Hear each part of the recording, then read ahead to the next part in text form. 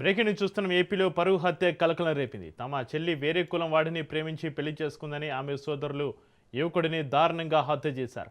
ఈ ఘటన తూర్పుగోదావరి జిల్లాలోని దొరకపూడిలో చోటు చేసుకుంది. సూర్యప్రకాష్ సంధ్య అనే జంట కొంతకాలం నుంచి ప్రేమించుకుంటున్నారు. ఈ క్రమంలో సూర్యప్రకాష్ వేరే కులానికి చెందిన యువకుడు కావడంతో పెళ్లికి నిరాకరించారు. దీంతో సూర్యప్రకాష్ సంధ్య గురువారం అన్నవరంలో పెళ్లి చేసుకున్నారు. అది జీర్ణించుకోలేకపోయిన యువతి సోదరులు సూర్యప్రకాష్ను ఎలాగైనా హతమార్చాలని ప్లాన్ చేశారు. వేములపల్లిలో యువకుడి కోసం దారి కాచి దారుణంగా హతమార్చారు. ఈ ఘటనపైన కేసు నమోదు చేసుకున్న పోలీసులు విచారణ జరుపుతున్నారు. సంధ్య రాయవరంలో డిప్యూటీ తహసీల్దార్గా పనిచేస్తోంది.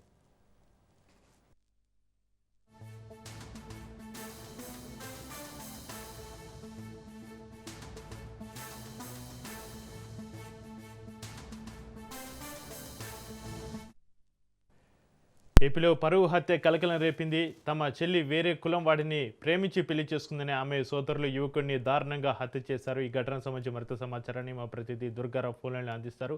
దుర్గారావు, ఏపీలో పరువు హత్యకు సంబంధించి మీ దగ్గర ఉన్న అప్డేట్స్ ఏంటి? Right Chakri, good morning. Turpu Godavari జిల్లా మండపేట నియోజకవర్గం చెల్లెలు ప్రేమించి పెళ్లి చేసుకుంటున్న అక్కస్తో భావనం పాశవికంగా హత్య చేసి భావమర్దిలో ఉదంతం చాటున్నారని చెప్పొచ్చు.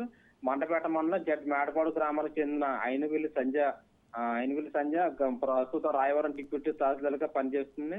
ఆమె ద్వారపూడికి చెందిన పోచుపల్లి వీర వెంకట సూర్యప్రకాశరావు గత కొంతకాలంగా వీరిద్దరు ప్రేమించుకుంటున్నారు, పెళ్లి చేసుకోవాలని నిర్ణయించుకున్నారు. ఈ నేపథ్యంలో గురువారం మధ్యాహ్నం 4 గంటలకు సమయంలో అన్నవరం దేవస్థానంలో ఆవరణలో పెళ్లి మండపం వద్ద వీరిద్దరు వివాహం చేసుకున్నారు. అలాగే వీరిద్దరు తిరిగి పెళ్లి కొడుకు అయినటువంటి వీర వెంకట సూర్యప్రకాశరావు ఇంటికి ద్వారపూడి గ్రామాన్ని చేరుకున్నారు. ఈ విషయం తెలుసుకున్న కుటుంబ సభ్యులు గురువారం అర్ధరాత్రి ద్వారపూడి పెళ్లి కొడుకు వీర వెంకట సూర్యప్రకాశరావు ఇంటికి వెళ్లి పెళ్లి కూతురు సంధ్య వరుసకు బావ మరియు మరుదులుగా అయినటువంటి వ్యక్తులు ఇద్దరు వెళ్లి విచక్షణరహితంగా అతను హతమార్చిన నిందితులను అక్కడ ఉన్న స్థానికులు పట్టుకుని స్తంభాలతో తాళ్లతో కట్టేసి పోలీసులకు సమాచారం ఇవ్వడం జరిగింది. రూరల్ సిఐ దొర్రాజు బృందంతో ఘటనా స్థలానికి చేరుకుని కేసు నమోదు చేసి దర్యాప్తు చేపట్టారు. ఇది చక్రి ఇక్కడ ఉన్న తాజా పరిస్థితి. దుర్గారావు, నిందితులను పోలీసులు అదుపులోకి తీసుకున్నారు. తీసుకున్నారు. తీసుకుని వీళ్ళని విచారణకి కూడా స్టేషన్ తరలించి విచారిస్తున్నారు. చక్రి, దుర్గారావు, ఈ హత్యలో ప్రత్యక్షంగా పాల్గొన్న వారు కాకుండా దీని వెనుక ఎవరైనా ప్రేరేపిత వ్యక్తులు, కుటుంబ పెద్దల ప్రమేయం ఏమైనా ఉందా? పోలీసులు ఏం చెప్తున్నారు? దుర్గారావు, ప్రస్తుతానికి అయితే అలాంటి సమాచారం అయితే మన దగ్గర చక్రి. దీని మీద పోలీసులు పూర్తి స్థాయిలో దర్యాప్తు చేసి మనకు సమాచారం ఇస్తానని చెప్పడం జరిగింది. Right, thank you Durgarao.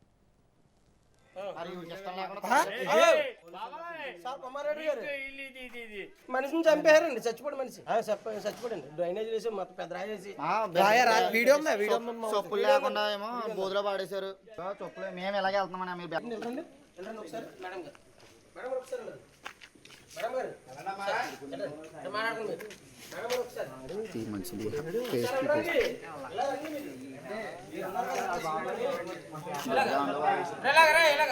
ఇది ఇష్టం లేకుండా కదా, ఇది చాలా రోజుల నుంచి ఉంది కుమారా.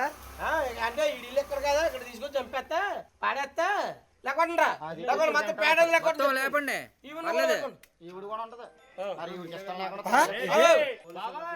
కుమారెడ్డి గారు మనిషిని చంపేయారండి, చచ్చిపోయి మనిషి చచ్చిపోయింది. డ్రైనేజ్ వేసి మొత్తం పెద్ద రాయేసి వీడియో చెప్పులు లేకుండా ఏమో బోధలో పాడేశారు. చెప్పులు మేము ఎలాగే వెళ్తున్నామని ఒకసారి మేడం గారు మాట్లాడుకోండి.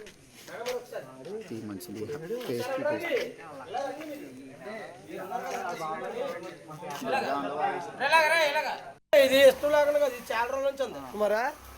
అంటే ఇల్లు ఎక్కడ కదా, ఇక్కడ తీసుకొని చంపేస్తా పాడేస్తా లేకుండా మొత్తం పేడలు లేపండి. ఏపీలో పరువు హత్య కలకలం రేపింది. తమ చెల్లి వేరే కులం వాడిని ప్రేమించి పెళ్లి చేసుకుందని ఆమె సోదరులు యువకుడిని దారుణంగా హత్య చేశారు. ఈ ఘటన తూర్పుగోదావరి జిల్లాలోని దొరకపూడిలో చోటు చేసుకుంది. సూర్యప్రకాష్ సంధ్య అనే జంట కొంతకాలం నుంచి ప్రేమించుకుంటున్నారు. ఈ క్రమంలో సూర్యప్రకాష్ వేరే కులానికి చెందిన యువకుడు కావడంతో పెళ్లికి నిరాకరించారు. దీంతో సూర్యప్రకాష్ సంధ్య గురువారం అన్నవరంలో పెళ్లి చేసుకున్నారు.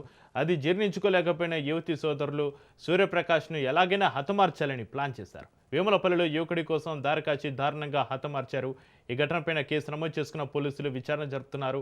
సంధ్య రాయవరంలో డిప్యూటీ తహసీల్దార్గా పనిచేస్తుంది. ఈ పరువు హత్యకు సంబంధించి మరింత సమాచారాన్ని మా ప్రతినిధి దత్తు ఫోన్ లైన్లో అందిస్తారు. దత్తు, అసలేం జరిగింది? దత్తు. చక్రి తూర్పుగోదావరి జిల్లా మండపేట గ్రామానికి చెందినటువంటి ఒక లేడీ డిప్యూటీ తహసీల్దార్ గా రాయవరంలో పనిచేస్తున్నారు. ఆవిడ గత కొద్ది కాలంగా సూర్యప్రకాష్ అనే వ్యక్తితో ప్రేమ వ్యవహారం కొనసాగిస్తారు. ఈ నేపథ్యంలో ఈ సంఘటన ఈ ప్రేమ వ్యవహారం కోసం కుటుంబ సభ్యులు కూడా తెలిసినట్లు ఉంది. దాంతో వివాహం చేసుకోవద్దని చెప్పి కుటుంబ సభ్యులు వాదించినట్లుగా మనకి సమాచారం ఉంది. ప్రస్తుతం అయితే కనుక వారి ఇరువురు కూడా నిన్న రాత్రి అన్నవరం వెళ్లి అన్నవరం సత్యదేవుని సన్నిధిలో వారిద్దరూ పెళ్లి చేసుకోవడం జరిగింది. పెళ్లి చేసుకున్న తర్వాత వారు తిరిగి ఇంటికి వస్తుండగా ఈ విషయం వారి కుటుంబ సభ్యులు తెలిసింది. ఏదైతే మేము వద్దన్నా సరే వేరే కులం వారిని పెళ్లి చేసుకుంది, ఇది మాకు పరువుకి భంగం అంటూ కుటుంబ సభ్యులు సంబంధించిన అన్నదమ్ములు ఇద్దరు కూడా భావించారు. ఆ నేపథ్యంలో ప్రీ ప్లాన్డ్ గా ద్వారపూడి అంటే మండపేట రావడానికి ద్వారపూడి మీదుగా రావాలి, అక్కడ ఆ ప్రాంతానికి అక్కడ చేరుకున్నారు. చేరుకుని నవ వధువులు ఇద్దరు సాక్షాత్తు పెళ్లి చేసుకుని దాదాపు 10 గంటలు కూడా గడవలేదు.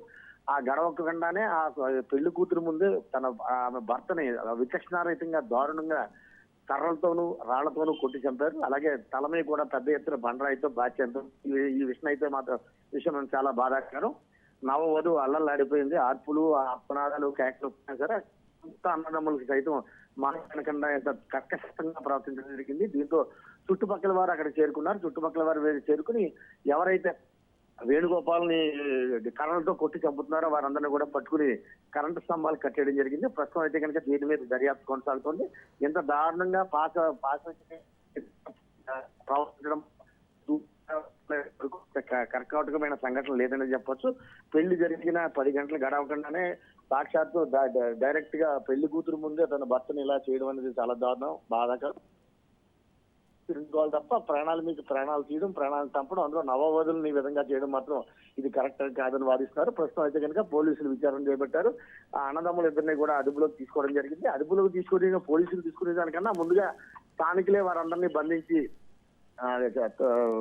ఎలక్ట్రికల్ పోల్స్ కి కట్టడం జరిగింది. పోలీసులకు అప్పచెప్పారు. ప్రస్తుతం అయితే కనుక విచారణ కొనసాగుతోంది. చక్రి అయితే దత్తు, సంధ్య ఏం చెబుతుంది? తన భర్తని వేరే కులవాడని తన సోదరులే అతి దారుణంగా హత్య చేయడం పైన అంటే ప్రస్తుతానికి అయితే కనుక అమ్మాయి మాట్లాడలేని పరిస్థితిలో ఉంది. ఎందుకంటే పెళ్లి జరిగింది, ఆనందంగా కలకాలం జీవించవచ్చు.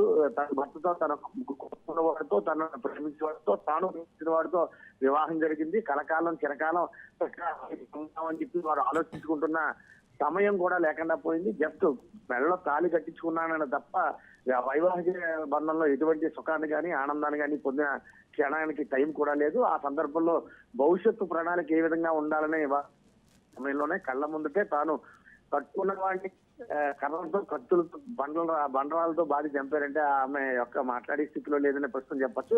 ప్రస్తుతం అయితే కనుక పోలీసులు అదుపులో నిందితులు ఉన్నారు. అలాగే ఈమెను కూడా పోలీసులు కస్టడీలోకి తీసుకుని అసలు వివరాలు ఏంటి, ఎందుకు జరిగింది, ఇంతకు ముందు ఇంట్లో మీ 2 ఏళ్లలో వచ్చిన సమస్య ఏంటన్న విషయం మీద విచారించే దిశగా ఉంది. ప్రస్తుతం అయితే కనుక సాయంత్రం మిగతా వివరాలు అంటే వారు వద్దన్నా బలవంతాన్ని వెళ్ళారా, వాళ్ళు ఎదిరించి వెళ్ళారా, నిరాకరించే విషయం మాత్రం ముందుగానే ఇంట్లో తెలిసినట్టు చూస్తుంది. అయితే ఇంట్లో వీళ్ళు పెళ్లి జరగడానికి ముందు గొడవ జరిగిందా, గోల జరిగిందా అనే విషయం తెలియవస్తుందా విచారణలో తేలే అవకాశం ఉంది. చక్రి అయితే దత్తు, బాధితులు తమ ప్రాణాలకు ముప్పు ఉందని పోలీసులకు ముందే ఏమైనా ఫిర్యాదు చేశారా? ప్రస్తుతానికి మనకున్న సమాచారం అడిగి పెళ్లి కూడా చనిపోయినటువంటి వధువు కానీ వీరిద్దరూ కూడా తమకి ఇటువంటి థ్రెట్ ఉందని చెప్పి ఎక్కడ పోలీస్ స్టేషన్ లో చెప్పట్టు దాకా మనకైతే ప్రస్తుతానికి అయితే సమాచారం లేదు, అఫీషియల్ గా లేదు. అయితే అన్అఫీషియల్ గా ఏమైనా ముందు రక్షణ కావాలని చెప్పి ఆయన అర్జీలు పెట్టుకున్నారా లేకపోతే పెట్టుకోలేదన్న విషయం ఇంకా పూర్తిగా మనకి కొద్దిసేపట్లో విచారణ పూర్తిగా ఉంది. విచారణ పూర్తయిన తర్వాత మరిన్ని బయటకు వచ్చే అవకాశం ఉంది. చక్రి అయితే దత్తు, ఎవరైతే చనిపోయారో అతని బంధువులు ఎవరన్నా ఈ ఘటనపైన స్పందించారా? వారు ఏమంటున్నారు? ఖచ్చితంగా సూర్యప్రకాష్ బంధువులే కాదు, అలాగే వారికి సంబంధించిన ఫ్రెండ్స్, అలాగే స్థానికులకు పెళ్లి చేసుకున్నారు. మాట కాదని పెళ్లి చేసుకుంటే తప్పేంటి, వారి కూడా చిన్న వయసులో ఉన్నవారు కాదు. ఏదో సూర్యప్రకాష్ 41 సంవత్సరాలు ఉన్నాయి. ఏదైతే ఈ డిప్యూటీ తహసీల్దార్ లాగా పనిచేస్తున్న మాధవ అమ్మాయికి 40 సంవత్సరాలు ఉన్నాయి. వీరెవరికి పరిపక్వత చెందిన వారే, వీరికి అంత తెలియని చిన్నపిల్లలు కాదు. అలాంటి వారు ఆలోచించుకునే చేస్తారు కదా. ఒకవేళ పెళ్లి చేసుకుని వచ్చిన తర్వాత సముదాయించాలి, కుటుంబాన్ని చక్కదిద్దాలి, ఆ విధంగా మనం పెద్దగా ప్రయత్నించాలి తప్ప కళ్ళ ముందుటే ఈ విధంగా సెంటిమెంట్ స్థానికులు సైతం ఆగ్రహం వ్యక్తం చేస్తున్న విజువల్స్ మనం డైరెక్ట్ గా మన ఛానల్లోనే చూడొచ్చు. ఫస్ట్ అయితే కనుక ఏదైతే వీరే మానసిక పరిపక్వత లేని వారు కానీ, లేకపోతే వయసు లేని వారు కానీ, అంతం లేని వారికి మాత్రం కాదు. ఖచ్చితంగా వీరికి 40 సంవత్సరాలు ఉన్నాయంటే వీరికి మానసిక పరిపక్వత ఉంది. Plus at the same time వీరిద్దరూ ప్రేమించుకుంటున్నారు, ఒకరినొకరు మనసు ఇచ్చిపుచ్చుకున్నారు అన్న విషయం గత కొద్ది కాలంగా ఇంట్లో కూడా ఉన్నట్లే వాళ్ళ స్థానికులు చెబుతున్న సమాచారం ప్రకారం తెలుస్తుంది. ప్రస్తుతం అయితే కనుక ఎందుకు ఇలా జరిగింది, ఇతర కారణాలు ఉన్నాయా, లేకపోతే మరి ఇతరికి సంబంధించి వేరే ప్లాన్ ఆర్ కుట్రలు ఏమైనా ఉన్నాయా అన్న విషయాన్ని విచారణలో తేలే అవకాశం ఉంటుంది. చక్రి అయితే దత్తు, ఈ హత్యలో ప్రత్యక్షంగా పాల్గొన్నవారు అంటే సంధ్య సోదరులు కాకుండా దీని వెనక కుటుంబ పెద్దల ప్రమేయం ఏమైనా ఉందా, ప్రేరేపిత వ్యక్తులు? ఖచ్చితంగా ఇది అంటే ప్రస్తుతానికి తన సొంత చెల్లి మరి చెల్లిగా అవుతుంది సంధ్య అన్నది, చెల్లి అవుతుందా అక్క అవుతుందా అన్నది ఇంకా పూర్తిగా క్లారిటీ లేదు. కానీ పాల్గొన్నది హత్యలో పాల్గొన్న ఖచ్చితంగా సంధ్య సోదరులిద్దరే, వారిద్దరే పాల్గొన్నారు. స్థానికులు కూడా అంటే మీరు చెప్తున్నట్లు కుటుంబ సభ్యులు దానికి సహకరించారా లేదా అన్న విషయం ఇంకా ఆ కోణం బయటికి తెలియవలసి ఉంది. మనకున్న సమాచారం ప్రకారం అయితే కనుక కుటుంబ సభ్యుల నుంచి కాదు, కేవలం తన అక్క తన మాట కాదనకుండా వెళ్ళిపోయి వేరే ఒకరిని పెళ్లి చేసుకోవడం, వారు మన సామాజిక వర్గానికి సంబంధించిన వారు కాకపోవడం, దాంతో ఈ సమస్య కొద్ది ఓ రకంగా తలెత్తినట్లే మనం భావించాలి. అయితే విచారణలో పూర్తిగా తేలవలసి ఉంటుంది. ఏది ఏమైనా సరే కులం అన్నది ఓన్లీ గడప లోపల వరకు ఉండాలి, కానీ గడప దాటితే కులం ఉండకూడదు ఆశించిపుచ్చుకున్నారు.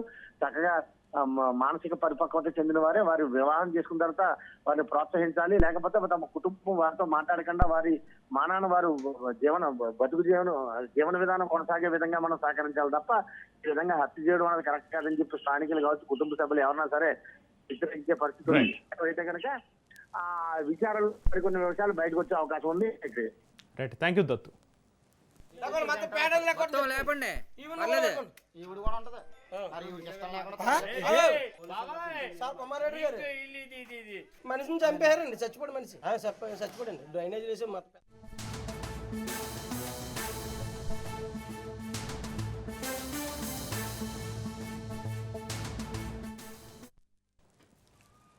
విశాఖ జిల్లా దువ్వాడలో స్థానికులు ఆందోళనకు దిగారు. మైనింగ్తో బాంబుల మోతుతోటి హడలిపోతున్నామని స్థానికులు మండిపడుతున్నారు. కొండ క్వారీ తవ్వకాలు నిలిపివేయాలంటూ నిరసన తెలిపారు. క్వారీని చుట్టుముట్టి లారీలు వెళ్లకుండా ఆపి ప్రయత్నం చేశారు. దుమ్ము ధూళితోటి ఆస్తమా, ఎలర్జీ వంటి వ్యాధులతోటి అనారోగ్యానికి గురవుతున్నామని గ్రామస్తులు వాపోయారు.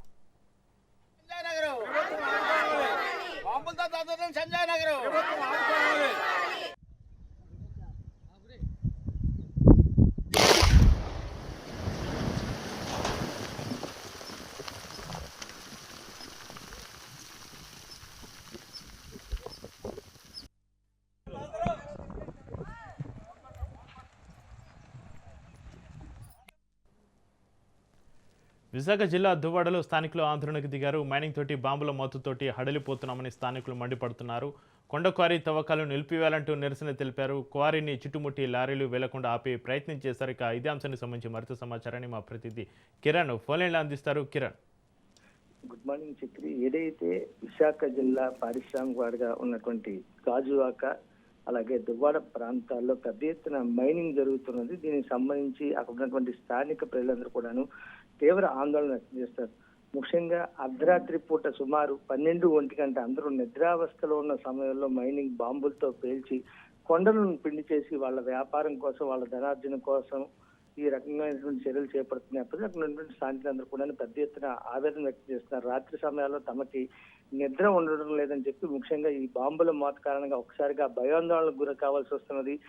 ఏం జరుగుతున్నటువంటి ఒక భయంతో మేమంతా కూడాను ఉంటున్నామని చెప్పి వాళ్ళందరూ కూడా ఆవేదన వ్యక్తం చేస్తున్నారు. ప్రధానంగా మనం చూసుకున్నట్లయితే ఈ కొండలని ఏదైతే క్వారీ పేరుతో ఈ మైనింగ్ చేస్తున్న నేపథ్యంలో భారీ ఎత్తున బాంబుల శబ్దాలు, మరోవైపు అక్కడ ఉన్నటువంటి కొండ చర్యలు విరిగిపడడం, మరోవైపు రాళ్లు పెద్ద ఎత్తున ఇళ్ల మీద కూడా పడడంతో వాళ్ళందరూ కూడా ఆవేదన వ్యక్తం చేస్తున్నారు. ఎప్పుడు ఏ నిమిషాన్ని ఏ ప్రమాదం పొంచి ఉంటుందో తెలియని పరిస్థితి అని చెప్పి వాళ్ళంతా పెద్ద ఎత్తున నిన్న ఈ రోజు కూడాను నిరసన వ్యక్తం చేస్తున్నారు. ప్రధానంగా మనం చూసుకున్నట్టయితే లారీలన్నింటినీ కూడాను హఠాత్తుగా నిలిపి దాదాపు రోజు కనీసం 200 నుంచి 300 లారీలు రాత్రి 10 గంటల నుంచి కూడా తెల్లవారుజాము వరకు కూడాను తదేకంగా ఈ కంటిన్యూగాను ఈ మైనింగ్ చేసినటువంటి ఏదైతే ఉందో ఈ రాయంతా కూడా తీసుకెళ్తున్న పరిస్థితి ఉంది అని చెప్పి తమకు అలాగే ఈ దుమ్ము ధూళి కారణంగా ప్రధానంగా ఎలర్జీ వ్యాధులు కానీ ఆస్మా కానీ వస్తుందని చెప్పి వయసు పైబడినటువంటి వాళ్ళు ఎవరైతే ఉన్నారో 70 ఏళ్ళు 80 ఏళ్ళు ఉన్నటువంటి వయసులో ఉన్నటువంటి వృద్ధులు ఎవరైతే ఉన్నారో వాళ్ళందరూ కూడాను తీవ్ర ఆవేదన వ్యక్తం చేస్తున్న పరిస్థితి కనిపిస్తుంది. ముఖ్యంగా పొల్యూషన్ బారిన పడి రోగాలు పాలవుతున్నామని చెప్పి వైద్యులకు డబ్బు చెల్లించలేక మరోవైపు దవాఖానాలో మందులు కొనుక్కోలేని దుస్థితిలో తామంతా ఉంటున్నామని చెప్పి ఖచ్చితంగా అధికార యంత్రాంగం అదేవిధంగా మైనింగ్ డిపార్ట్మెంట్ కూడా దీని మీద చర్యలు తీసుకుని వెంటనే ఈ వ్యాపార కార్యకలాపాలు ఎవరైతే నిర్వహిస్తున్నారో వాళ్ళందరి మీద కూడా చర్యలు తీసుకోవాలని చెప్పి మైనింగ్ ను తక్షణం నిలిపేయాలని చెప్పి వీళ్ళందరూ కూడా ఆందోళన వ్యక్తం చేస్తున్న పరిస్థితి నెలకొంది. Chakri. Right, thank you Kiran.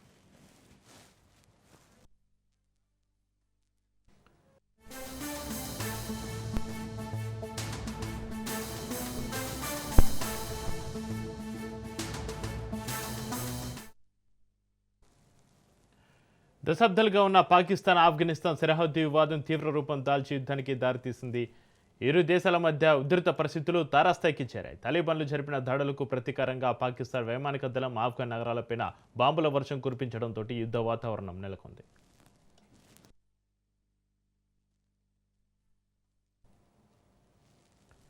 తమ భూభాగం పైన తాలిబాన్లు జరిపిన కాల్పులకు బదులుగా పాకిస్తాన్ ఆపరేషన్ గజాబిల్ హక్ను ప్రారంభించింది. పాక్ యుద్ధ విమానాలు కాబుల్, కందహార్, పక్తియా నగరాల్లోని తాలిబాన్ స్థావరాలను లక్ష్యంగా చేసుకుని దాడులు జరిపాయి. ఈ దాడిలో 70 మందికి పైగా ఉగ్రవాదులు హతమయ్యారని, భారీగా ఆయుధ సంపత్తి ధ్వంసమైందని పాక్ రక్షణ శాఖ వెల్లడించింది.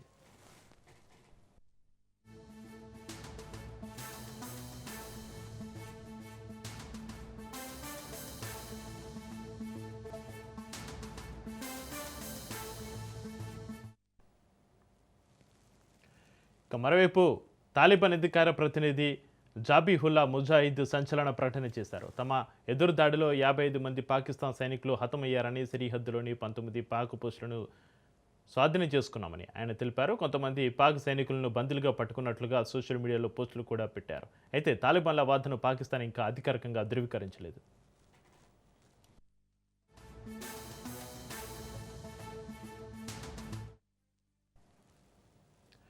తాజా సమాచారం ప్రకారం సరిహద్దులోని టోర్కం గేటు వద్ద ఇరు వర్గాల మధ్య కాల్పులు కొనసాగుతున్నాయి. మా సహనం నశించింది, ఇక యుద్ధమే అని పాక్ రక్షణ మంత్రి ఖవాజా ఆసిఫ్ తీవ్రంగా స్పందించారు. ఇరు దేశాలు సంయమనం పాటించాలని ఐక్యరాజ్యసమితి విజ్ఞప్తి చేస్తుండగా సరిహద్దు గ్రామాల్లోని వేలాది మంది ప్రజలు సురక్షిత ప్రాంతాలకు తరలిపోతున్నారు.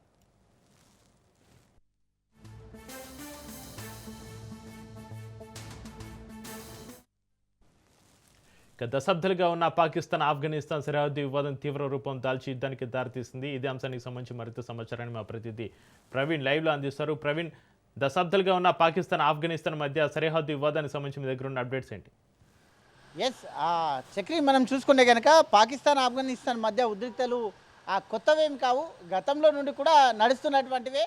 మొత్తంగా చూసుకుంటే కనుక రెండు దేశాల మధ్య ప్రధాన సమస్య కూడా చూసుకుంటే కనుక అదే సరిహద్దు వివాదాలు అండ్ జాతీయ అంశాలు, ఉగ్రవాదం, అంతర్గత రాజకీయ అస్థిరత, ఈ 4 అంశాలపైన మెయిన్గా ప్రధానంగా అక్కడ తరచుగా జరుగుతూనే ఉంటాయి. కాబట్టి ఈ యొక్క యుద్ధానికి దారి తీసిన పరిస్థితులు కూడా ఇవే అంటూ కూడా తెలుస్తున్నది. మెయిన్గా చూసుకుంటే కనుక ప్రస్తుతం మళ్ళీ సరిహద్దు కాల్పులు, ఆరోపణలు, ప్రత్యారోపణలు పెరగడం వల్లనే ప్రాంతీయ భద్రత పైన ఆందోళన కూడా వ్యక్తమవుతున్నట్టుగా తెలుస్తుంది. ఐక్యరాజ్య సమితి ఇప్పటికే స్పందించింది. అదే శాంతియుత వాతావరణం నెలకొనేలా చూడాలంటూ కూడా ప్రకటించింది. సహనం కోల్పోయాము, ఇక యుద్ధమే అంటూ కూడా పాకిస్తాన్ సంబంధించినటువంటి అధికార వర్గాల నుంచి వస్తున్నటువంటి సమాచారం. మొత్తంగా చూసుకుంటే కనుక అయితే ఈ యొక్క డ్యూరెంట్ లైన్ ఏదైతే ఉంటుందో వాళ్ళ రెండు దేశాల మధ్య ఉండేటటువంటి యొక్క డ్యూరెంట్ లైన్ ఏదైతే ఉందో ఆ లైన్ యొక్క సమస్య, ఆ యొక్క ఏదైతే పెన్షన్ ఉందో అదే దానికి కారణం అంటూ కూడా చెప్తున్నారు. అయితే 1993 బ్రిటిష్ పాలనలో గీసినటువంటి ఈ యొక్క డ్యూరెంట్ లైన్ ఏదైతే ఉందో ఇది ఇరు దేశాల మధ్య అధికారిక సరిహద్దు. పాకిస్తాన్ కానీ ఇటు మొత్తంగా కూడా పాకిస్తాన్ దీన్నే సరిహద్దుగా భావిస్తుంది. అయితే ఏదైతే ఈ యొక్క డ్యూరెంట్ లైన్ గీసినటువంటి 1893లో గీసినటువంటి దీనే సరిహద్దుగా, అంటే ఇటు ఆఫ్ఘనిస్తాన్కు ఇటు పాకిస్తాన్కు సరిహద్దుగా నిర్వహిస్తుంది. అది దానిగా చూసుకుంటే కనుక ఈ యొక్క సరిహద్దు అయితే పప్తాన్ జాతి ఏదైతే ఉంటుందో ఆ యొక్క పప్తాన్ జాతిని రెండుగా విభజించినట్టు. అయితే ఈ యొక్క సరిహద్దు ప్రాంతంలో ఉండేటటువంటి పప్తాన్ జాతీయులు ఎవరైతే ఉన్నారో వాళ్ళు కొంతమంది ఆఫ్ఘనిస్తాన్లో ఉన్నారు, కొంతమంది పాకిస్తాన్లో ఉన్నారు. వీళ్ళందరూ కూడా మొత్తంగా చూసుకుంటే కనుక వీళ్ళందరూ ఆఫ్ఘనిస్తాన్కు చెందినటువంటి వాళ్ళు. ఆఫ్ఘనిస్తాన్కు భూభాగం కూడా ఆఫ్ఘనిస్తాన్ భూభాగం కూడా ఈ యొక్క సరిహద్దు రేఖ నిర్ణయించడంలో మొత్తం కొంత అయితే గందరగోళం ఏర్పడింది అంటూ కూడా ఆ యొక్క సరిహద్దు సమస్య మెయిన్గా చూసుకుంటే కనుక సరిహద్దు సమస్య కూడా అక్కడ ఉన్నట్టుగా తెలుస్తుంది. అదేవిధంగా చూసుకుంటే కనుక పాకిస్తాన్ సరిహద్దు వెంట ఉండేటటువంటి కంచె నిర్మాణం కానీ ఈ యొక్క చెక్ పోస్టులు కానీ ఏర్పడడం ఈ యొక్క తరచూ ఘర్షణలకు కూడా దారి తీస్తున్నట్టుగా చెప్తున్నారు. ఆఫ్ఘనిస్తాన్ తాలిబాన్ దళాలు ఏవైతే ఉన్నాయో ఈ సందర్భంలో ఆ యొక్క కంచెను తొలగించేందుకు కూడా కొన్ని ప్రయత్నాలు కూడా చేశారు. వారి మధ్యలో చిన్న చిన్న అయితే విభేదాలు తలెత్తి ఇప్పుడు ఆ యుద్ధానికే మొత్తంగా కూడా దారి తీసినట్టుగా కూడా తెలుస్తుంది. అయితే మెయిన్గా చూసుకుంటే కనుక ఈ యొక్క తాలిబాన్ టీడీపీ సమస్యను మెయిన్గా చూస్తుంది. టీడీపీ సమస్య అంటే మొత్తంగా చూసుకుంటే కనుక ఆ తెహ్రీక్ తాలిబాన్ పాకిస్తాన్ అనేది వీళ్ళ యొక్క భూభాగం. అది ఏదైతే యొక్క తాలిబాన్కు సంబంధించిన ఆఫ్ఘనిస్తాన్కి సంబంధించినటువంటి ఈ యొక్క టీటీపీ అనే భూభాగం ఏదైతే ఉందో అది ఆఫ్ఘనిస్తాన్కు సంబంధించిన భూభాగం, ఇది పాకిస్తాన్ ఆధీనంలో ఉంటుంది. కాబట్టి మెయిన్గా చూసుకుంటే కనుక దీనిపైనే మొత్తంగా ఈ యొక్క టీడీపీ ప్రాంతాలనే తాలిబాన్లు మొత్తంగా కూడా దీన్ని ఆక్రమించుకునే ఉద్దేశంలోనే అక్కడ మొత్తంగా కూడా తాలిబాన్లు. అయితే తాలిబాన్లు కూడా రెండు రకాలుగా ఉన్నారు. అయితే మొత్తంగా పాకిస్తాన్కు వ్యతిరేకంగా ఉన్నటువంటి తాలిబాన్ ఉంది, పాకిస్తాన్కు కొంత హెల్ప్ఫుల్గా ఉండేటటువంటి తాలిబాన్లు కూడా ఉన్నారు. అయితే ఆఫ్ఘనిస్తాన్ని పరిపాలించేది మొత్తం తాలిబాన్ల చేతిలోనే ఉంటుంది. కాబట్టి ఆ యొక్క తాలిబాన్లు కూడా మొత్తంగా కూడా ఈ టీటీపీ సమస్య ఒకటి అండ్ అనేది వన్ ఆ యొక్క సరిహద్దు రేఖ ఏదైతే ఉందో ఆ సరిహద్దు రేఖ కొరకు మొత్తంగా కూడా అయితే ఈ యుద్ధం అయితే నడుస్తుందంటగా తెలుస్తుంది. అదేవిధంగా ఆఫ్ఘన్ తాలిబాన్ మాత్రం తమ భూభాగాన్ని ఇతర దేశాలు వాడనివ్వము అంటూ కూడా ఆఫ్ఘనిస్తాన్ వాళ్ళు ఇప్పటికే హెచ్చరికలు కూడా జారీ చేస్తున్నారు. మా భూభాగంలోకి ఎవరు కూడా రావద్దు అంటూ కూడా. అంటే అక్కడ ఉన్నటువంటి ఏదైతే యొక్క భూభాగం ఉందో టీడీపీ సమస్య ఏదైతే ఉందో అది మొత్తంగా కూడా అయితే ఆఫ్ఘనిస్తాన్కు చెందినటువంటిది పాకిస్తాన్ ఆధీనంలో ఉంది. కాబట్టి ఆ యొక్క భూభాగం కొరకే ఎక్కువగా మొత్తంగా కూడా ఘర్షణ చోటు చేసుకున్నట్టుగా ఉద్రిక్త పరిస్థితులు నెలకొన్నట్టుగా కూడా తెలుస్తున్నటువంటి సమాచారం. అదేవిధంగా చూసుకుంటే కనుక మరోవైపు చూసుకుంటే బలోచిస్తాన్ అయితే పాకిస్తాన్తోనూ ఇప్పటికే స్వతంత్ర రాజ్యంగా ఉండాలి అంటూ కూడా ఇప్పటికే కొన్ని యుద్ధాలు కూడా చేస్తున్నటువంటి క్రమం లోపల ఈ యొక్క ఆఫ్ఘనిస్తాన్ యుద్ధం చేసే క్రమం లోపల పాకిస్తాన్ పైన గతంలో కూడా ఇండియా పాకిస్తాన్ మొత్తంగా కూడా ఆ యుద్ధ వాతావరణాలు నెలకొన్న సమయం లోపల బలూచిస్తాన్ కూడా ఇదే సమయంగా అదునుగా భావించి పాకిస్తాన్ పైన తిరగబడింది. కాబట్టి ఇప్పుడు మొత్తంగా కూడా పాకిస్తాన్కు బలూచిస్తాన్తో కూడా కొద్దిగా తీవ్ర సమస్య ఉన్నట్టుగా కూడా తెలుస్తుంది. అయితే అదేవిధంగా చూసుకుంటే కనుక అయితే ఇక్కడ ఉన్నటువంటి ఏదైతే అయితే బలూచ్ లిబరేటరీ ఆర్మీ ఉందో ఇది మిలిటెంట్ గ్రూపులు భద్రతా దళాల పైన కూడా ఇప్పటికీ దాడి చేస్తున్నాయి. పాకిస్తాన్లో ఉండేటటువంటి మిలిటెంట్లు కానీ ఆ యొక్క భద్రతా దళాల పైన ఇది బలూచిస్తాన్ కూడా దాడి చేస్తుంది. కాబట్టి ఇటు ఆఫ్ఘనిస్తాన్ ఆ సమస్యతో సతమతం అవుతున్నటువంటి పాకిస్తాన్కు మరో సమస్య కూడా ఎదురైనట్టుగా కూడా తెలుస్తుంది. అదేవిధంగా చైనా పాకిస్తాన్ ఎకానమిక్ కారిడార్ అయినటువంటి ఆ సిపిఈసి ప్రాజెక్టు కూడా అక్కడే ఉన్నందున భద్రతా సవాళ్ళు మరింతగా మారినట్టుగా తెలుస్తుంది. మొత్తంగా చూసుకుంటే కనుక అయితే ఇప్పుడు ఒకవైపు అంతర్గతంగా తిరుగుబాటు, మరోవైపు ఆఫ్ఘన్ సరిహద్దుల ఉద్రిక్తత, ఈ రెండుతోని పాకిస్తాన్ సతమతం అవుతున్నట్టుగా కూడా తెలుస్తుంది. కాబట్టి మొత్తంగా చూసుకుంటే కనుక 2001లో అయితే మొత్తంగా అమెరికా పాత్ర కూడా చూసుకుంటే దీంట్లో అది అన్ని ప్రపంచ దేశాలకు పెద్దన్న పాత్ర పోషిస్తూ ఉంటారు. కాబట్టి ఆ గతంలో జరిగినటువంటి ఆఫ్ఘనిస్తాన్ పైన జరిగినటువంటి యుద్ధం కారణంగా కూడా చూసుకుంటే కనుక 2001లో అయితే దాడుల తర్వాత అమెరికా ఆఫ్ఘనిస్తాన్లో యుద్ధం ప్రారంభించింది. అదే అందరికీ తెలిసినటువంటి విషయమే. దాదాపుగా 20 ఏళ్ల పాటు అక్కడ సైనిక చర్యలు కొనసాగాయి. 2021లో అంటే సుమారుగా 2001లో స్టార్ట్ అయింది, 2021 అంటే సుమారుగా 20 ఏళ్ల పాటు అక్కడ ఆఫ్ఘనిస్తాన్ పైన అయితే అమెరికా మొత్తంగా కూడా అయితే సైన్యం పూర్తిగా వెనక్కి మలిపించి అంటే 20 ఏళ్ల పాటు అక్కడ యుద్ధం చేసిన తర్వాత 20 ఏళ్ల తర్వాత అక్కడ వెనక్కి వచ్చిన తర్వాత ప్రస్తుతం అమెరికా కూడా ప్రత్యక్షంగా జోక్యం చేసుకోబోదు అంటూ కూడా తక్కువ అవకాశం ఉన్నట్టుగా తెలుస్తుంది. అంటే ఆ గతంలో ఉన్న పరిస్థితులు వేరు, ఇప్పుడున్న పరిస్థితులు వేరు. కాబట్టి అయితే అమెరికా అయితే పాకిస్తాన్తో అయితే ఎలా ఉంటుంది అనే కోణం లోపల జోక్యం చేసుకుంటుందా, ఆఫ్ఘనిస్తాన్ విషయంలో జోక్యం చేసుకుంటుందా లేదా అనేది అయితే కొంత ప్రశ్నార్థకంగా మారినట్టుగా తెలుస్తుంది. అదేవిధంగా చూసుకుంటే కనుక పాకిస్తాన్ ఐవీఎఫ్ మరియు పాశ్చాత్య దేశాల ఆర్థిక మద్దతు అత్యంత కీలకంగా ఉంటుంది. కాబట్టి దానివల్ల కూడా యుద్ధంలో వెళ్లే ముందు ఆర్థిక పరిస్థితులను కూడా పరిగణలోకి తీసుకోవాల్సి ఉంటుంది. ఇప్పటికే పాకిస్తాన్ ఆర్థిక సంక్షోభంలో ఉన్నట్టుగా కూడా తెలుస్తుంది. కాబట్టి ఈ విధమైన ఇప్పుడు ఆఫ్ఘనిస్తాన్తో కూడా యుద్ధం జరిగితే కూడా ఇంకా తీవ్ర ఆర్థిక సంక్షోభంలోకి వెళ్తుంది. కాబట్టి దీనిపైన కూడా పాకిస్తాన్ పునరాలోచించే అవకాశాలు ఉంటుంది. కాబట్టి మొత్తంగా చూసుకుంటే కనుక ఒకవేళ ఇంకా యుద్ధం తీవ్రతం చేస్తే పాకిస్తాన్ నుంచి ఇప్పటికే వస్తున్న సమాచారం ప్రకారం ఇంకా సహనం నశించిపోయింది, ఖచ్చితంగా యుద్ధం ఒకటే అంటూ కూడా చెప్తూ ఉన్నాడు. అటు ఐక్యరాజ్య సమితి ఉన్నటువంటి వారు కూడా సజెషన్ చేస్తున్నారు, యుద్ధం కాదు ప్రశాంత వాతావరణంలో ఉండేటట్టు చూసుకోవాలంటూ కూడా చెప్తున్నటువంటి పరిస్థితి. ఒకవేళ యుద్ధం కనుక నిజంగానే ఒకవేళ ప్రకటిస్తే అయితే ప్రస్తుత పరిస్థితి పూర్తి స్థాయిలో యుద్ధం దిశగా వెళ్తున్నట్టుగా కూడా తెలుస్తుంది. అక్కడ ఉన్నటువంటి పరిస్థితులు చూస్తే పాకిస్తాన్ ఆఫ్ఘనిస్తాన్ చూస్తే కదా ఖచ్చితంగా యుద్ధం వైపే వెళ్ళాలనుకుంటున్నట్టుగా తెలుస్తుంది. కానీ సరిహద్దు ఘర్షణలు, వైమానిక దాడులు, ఆరోపణలు, టీటీపీ దాడులు ఇవన్నీ చూసుకుంటే కనుక అయితే తీవ్ర ప్రమాదకర సంకేతాలు పాకిస్తాన్కి ఇస్తున్నట్టుగా కూడా సమాచారం వస్తుంది. మొత్తంగా చూసుకుంటే కనుక అయితే పాకిస్తాన్ ఆర్థిక వ్యవస్థ పైన కూడా తీవ్ర ప్రభావం పడే అవకాశం ఉంటుంది యుద్ధం కనుక జరిగితే.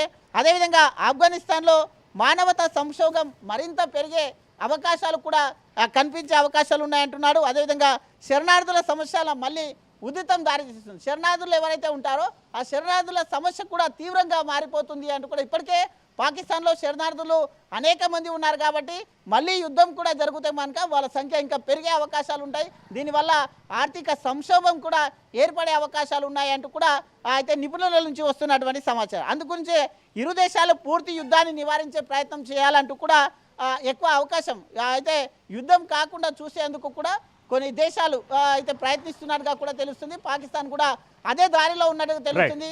మొత్తంగా చూసుకుంటే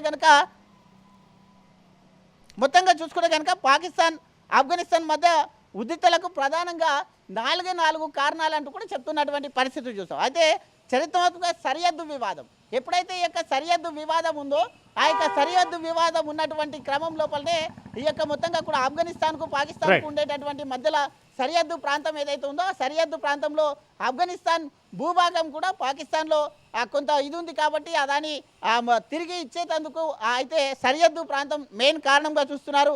అదేవిధంగా ఉగ్రవాదం మరియు భద్రత సమస్య కూడా పాకిస్తాన్కు తీవ్ర ముప్పుగా పరిగణిస్తున్నారు. అదేవిధంగా అంతర్జాతీయ రాజకీయం గురించి కూడా ఆలోచిస్తున్నారు. కాబట్టి ముందు ఏ విధంగా వెళ్తుంది పాకిస్తాన్, ముందుకు వెళ్ళాలంటే ఏ విధంగా వెళ్తుంది, యుద్ధం అనివార్యం అయితే కనుక పాకిస్తానే ఇదిగా ఉంటుంది. అయితే గతంలో అమెరికా దాడి చేసిన తర్వాత అయితే ఆఫ్ఘనిస్తాన్లో వాళ్ళకి సంబంధించినటువంటి యుద్ధానికి సంబంధించినటువంటి ఆయుధాలు కానీ అటు వాళ్ళకి సంబంధించినటువంటి కొన్ని హెలికాప్టర్స్ కానీ అవన్నీ కూడా అక్కడే వదిలిపెట్టినట్టు చేస్తుంది. ఇప్పుడు వాటి నుంచే వీళ్ళు యుద్ధం ప్రకటించే అవకాశం ఉంది. ఇక భారీగా ఇటు పాకిస్తాన్ సైనికులు కానీ ఇటు ఆఫ్ఘనిస్తాన్ సైనికులు కానీ భారీగా మొత్తం ప్రాణాలు కోల్పోతున్నారు. కాబట్టి ఆర్థిక సంక్షోభంలో పాకిస్తాన్ ఉన్నట్టుగా తెలుస్తుంది. Right, thank you Praveen.